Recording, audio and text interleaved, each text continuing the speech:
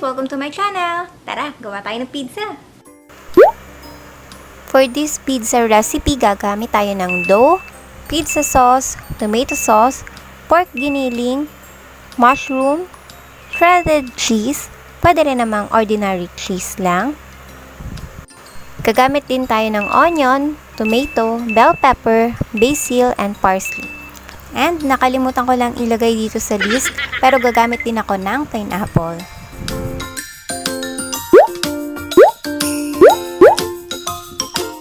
Hiwain ang mga dapat hiwain, and prepare na para lagay na lang tayo ng lagay sa pizza.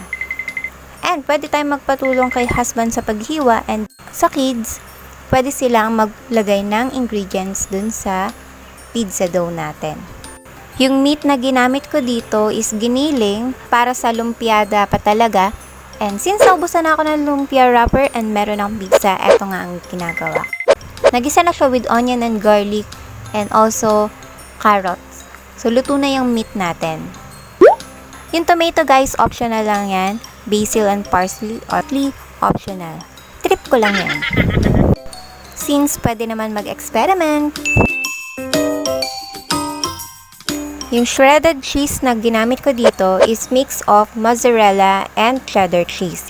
Eden is also good kasi nagme-melt na rin siya kahit hindi siya quick melt labeled.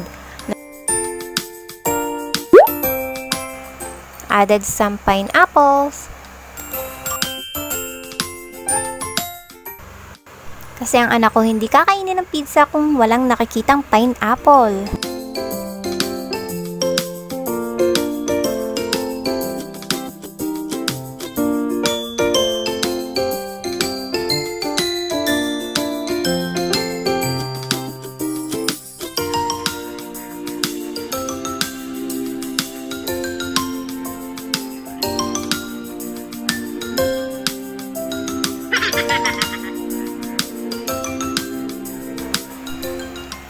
Added nacho chips para sa taco flavored pizza.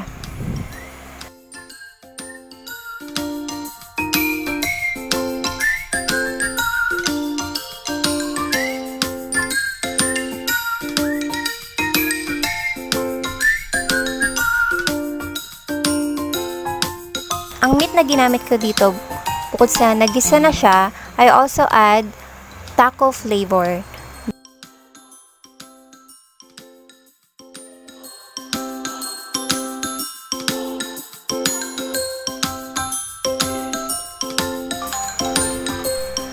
Add some basil and parsley.